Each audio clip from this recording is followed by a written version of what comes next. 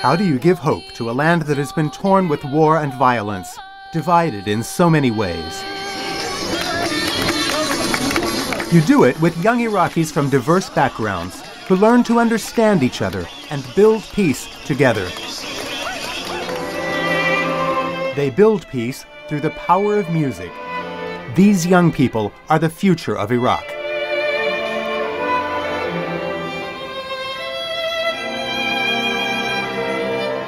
Even though they fight obstacles both large and small, these young people bravely play on, determined to make better and better music.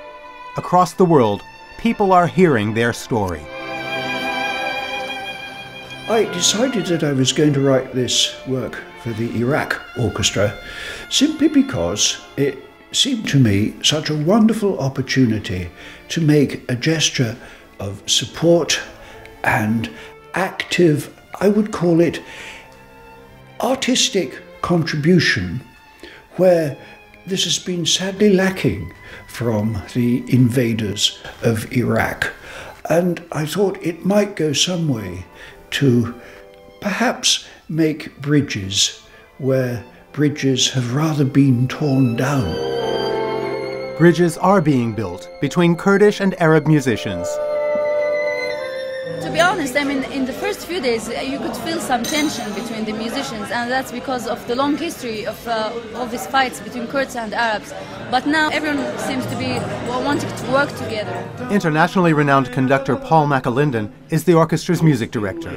We talked and all, and he was so energetic, and I felt, you know, that's him, that's the one who's going to lift this youth orchestra to a higher level. For 2 weeks every year, in the Kurdistan region of Iraq, the musicians meet to work intensively with international tutors from the US, Britain, and Germany.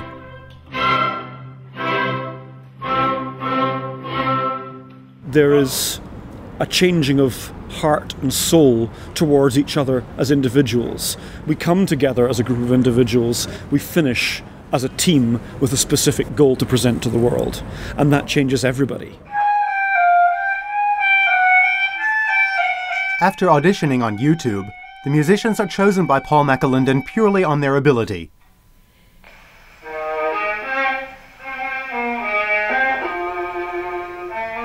The competition is intense, and the young people's preparation, often without teachers, on poor quality instruments, is driven by hope of coming together to share a unique experience.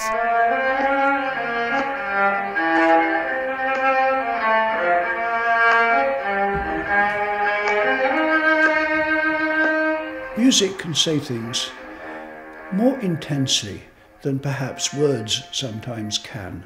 And I've written a piece which is a very Scottish piece for the Iraqi orchestra, but I think music is enough of an international language for these youngsters to be able to understand, and I hope really enjoy, a bit of our culture here in Scotland or in Britain, just as I've for so many years enjoyed the Arabic culture and the pre-Arabic culture, particularly from old Baghdad and the ancient civilization which it represents.